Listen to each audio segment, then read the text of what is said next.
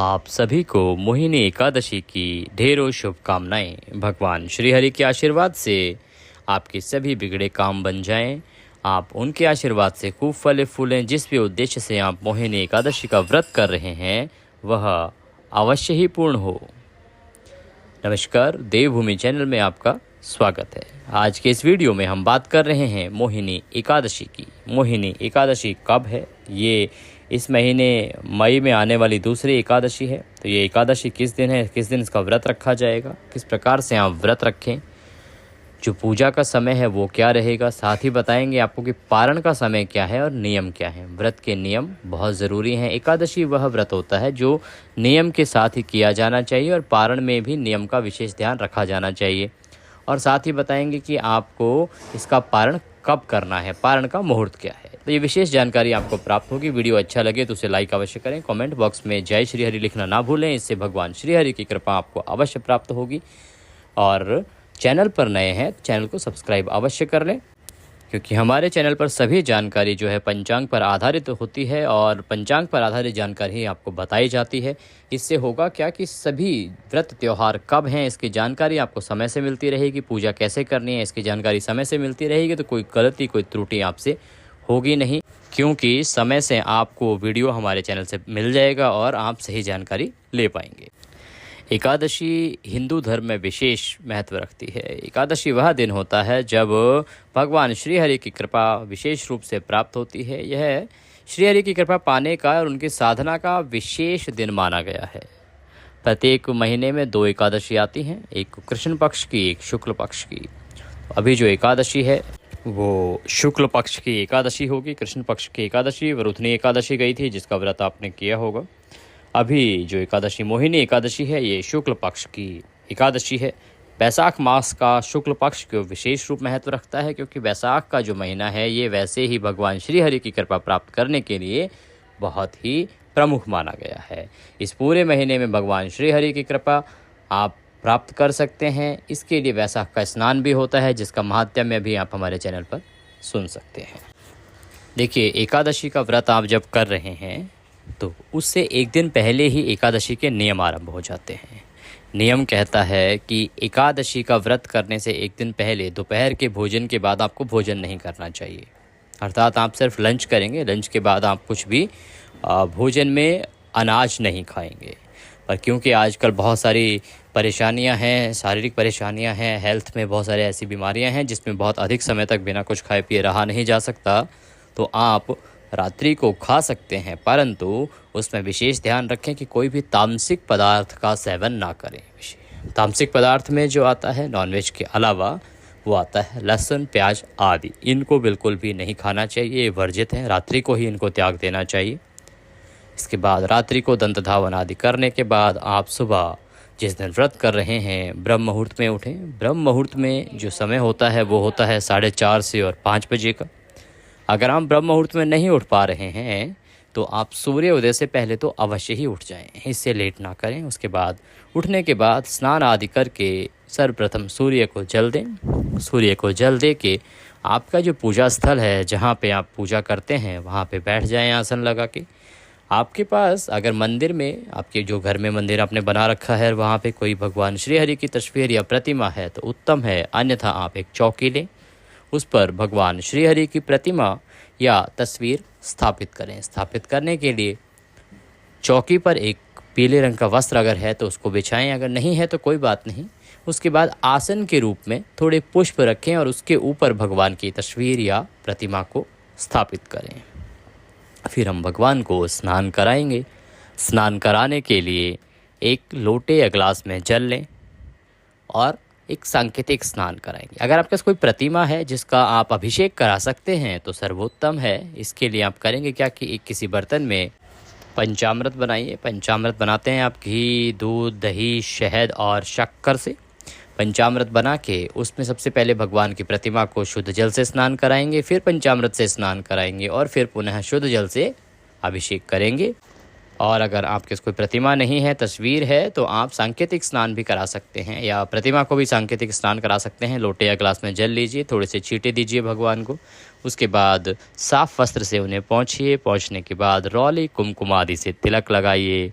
भगवान को पुष्प अर्पित कीजिए। माला है अगर फूलों की तो माला पहनाइए।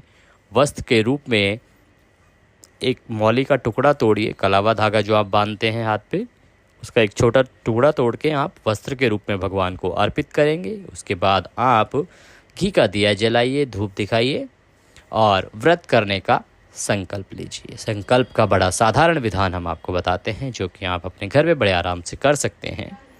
अपने सीधे हाथ में जल लीजिए, थोड़ा पुष्प रखिए और उसमें दक्षिणा के रूप में 1 रुपये का सिक्का कम से कम रखिए। दूसरा हाथ उसके नीचे लगाइए, 3 बार बोलिए ओम विष्णु विष्णु विष्णु।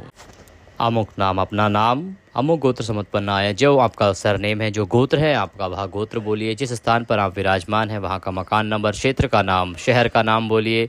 उसके बाद आप एकादशायाम पुण्यतिथियो, प्रभु आज के दिन हम एकादशी का, मोहिनी एकादशी का व्रत करने का संकल्प करते हैं। हमें इतनी शक्ति दें कि हम इसे सफलतापूर्वक कर पाएँ। और वह संकल्प भगवान के चरणों में छोड़ दीजिए। उसके बाद हो सके तो 108 बार ओम नमः भगवते वासुदेवाय मंत्र का जाप कीजिए। और इस दिन एकादशी का महात्म्य अवश्य पढ़ें या सुनें। आपके पास पुस्तक है तो स्वयं पढ़ सकते हैं, अन्यथा हमारे चैनल पर भी प्रत्येक एकादशी का महात्म्य कथा, व्रत कथा, क्योंकि हर एक एकादशी की अलग कथा है, तो वह कथा भी सुनाई जाती है, वीडियो अपलोड किया जाता है। तो उस वीडियो को अवश्य सुने, कथा सुने, कथा सुन के भगवान को भोग लगाएं। भोग लगा के आप आरती करें। प्रसाद जो है बंधु बांधवों में अवश्य वितरित करें। और जब भगवान श्री हरि का भोग लगाएंगे तो उसमें तुलसी दल अर्थात तुलसी के पत्ते का होना आवश्यक है। आप भोग लगाएंगे, तुलसी दल को जो उतारने का विधान है वो भी जानना आवश्यक है। देखिए, तुलसी माता को हाथ नहीं लगाया जाता है एकादशी के दिन, इसीलिए आपको एकादशी का व्रत जब आप कर रहे हैं तो दशमी तिथि को ही आप तुलसी का पत्ता उतार के तोड़ के रख लें, ताकि आप भगवान को भोग लगा सकें, क्योंकि बिना तुलसी के भगवान श्री हरि को भोग नहीं लगता है। तो भगवान को भोग लगाएं, प्रसाद वितरित करें, पूरा दिन अपना भगवान के चरणों में बिताएं आप, क्योंकि आज के समय व्यस्तता होती है, व्यावसायिक बहुत सारे कार्य होते हैं, आप उनको कर सकते हैं, लेकिन कुछ नियम है। आपको जो शुद्ध विचार हैं उनका ध्यान रखना है, ब्रह्मचर्य का पालन करना है, भगवान की भक्ति का ध्यान रखना है। हमेशा आपके जो विचार हैं वो शुद्ध होने चाहिए, बहुत अधिक गुस्सा नहीं करना है, किसी के साथ भी छल नहीं करना है, कपट नहीं करना है। और शाम को हो सके तो भगवान का कीर्तन कीजिए, थोड़े भजन कीजिए, भजन सुनिए और रात्रि व्यतीत कीजिए। उसके बाद जब सुबह अगले दिन आप उठेंगे तो कोशिश करें ब्रह्म मुहूर्त में उठ जाएं। ब्रह्म मुहूर्त में नहीं उठ सकते हैं तो सूर्य उदय से पहले अवश्य उठ जाएं। उसके बाद स्नान आदि करके मंदिर के आगे बैठ जाएं। आगे पारण की प्रक्रिया आपको बताएं कि पारण किस प्रकार से करना है, कब करना है। उससे पहले जान लेते हैं कि जो एकादशी है, मोहिनी एकादशी, ये इसका व्रत आपको कब करना है। देखिए, मोहिनी एकादशी की जो शुरुआत है ये हो रही है 18 मई सुबह 11:23 पर और इसका समापन होगा 19 मई को दोपहर को 1:50 पर। इस प्रकार से अगर हम पंचांग की बात करें तो पंचांग के अनुसार मोहिनी एकादशी का व्रत आपको करना चाहिए 19 मई 2024 को। इस दिन आप व्रत करें और इसका जो पारण है वो होगा 20 मई को।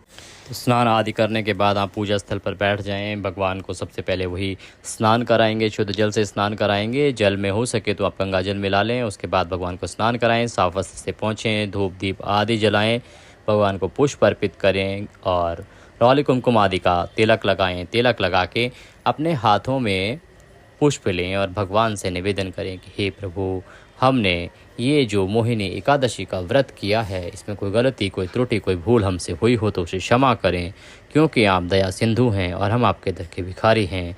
हे प्रभु, हमारी गलतियों को क्षमा करें, जाने अनजाने में कोई गलती हमसे हुई हो तो उसको क्षमा करें। और जिस भी उद्देश्य से आपने एकादशी का व्रत किया है वह उद्देश्य बोलें कि प्रभु हमारी इस कामना को पूर्ण करें। इसके निमित्त हमारे पास आपको देने के लिए कुछ नहीं है, क्योंकि सब कुछ तो आप ही का है। ये पत्र पुष्प की भेंट है, इसको आप स्वीकार करें। इस प्रकार से पुष्प भगवान के चरणों में अर्पित कर दें, उनको नमस्कार करें। फिर भगवान को आप भोग लगाएंगे। भोग लगाने के लिए आप पारण कर सकते हैं, पीले चावल बना सकते हैं, नमकीन चावल बना सकते हैं, मटर वाले बनाते हैं कुछ लोग। अगर आप चाहें तो खीर पूड़ी का भोग लगा सकते हैं, आप चाहें तो तुलसी दल का भी भोग लगा सकते हैं। इसके अलावा आप मीठे चावल से भी भोग लगा सकते हैं। जैसे आपको सुविधा हो उसके अनुसार आप भोग लगाएं भगवान को। भोग लगाने के बाद आप सभी बंधु बांधवों में प्रसाद वितरित करें। हो सके तो किसी ब्राह्मण को निमंत्रित करें, उनको घर बुलाएं, उनको भोजन कराएं और दान दक्षिणा आदि दे के विदा करें। और उसके बाद स्वयं व्रत को पूर्ण करें, पारण करें।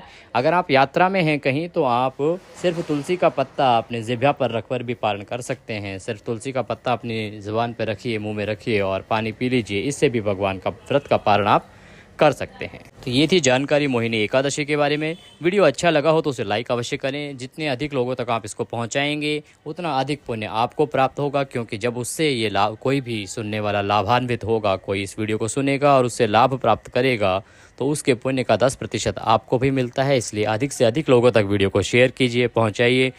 कमेंट बॉक्स में जय श्री हरि लिखना ना भूलें। आज के इस वीडियो में अभी के लिए इतना ही। अगले वीडियो में फिर होगी आपसे मुलाकात। तब तक के लिए जय श्री हरि।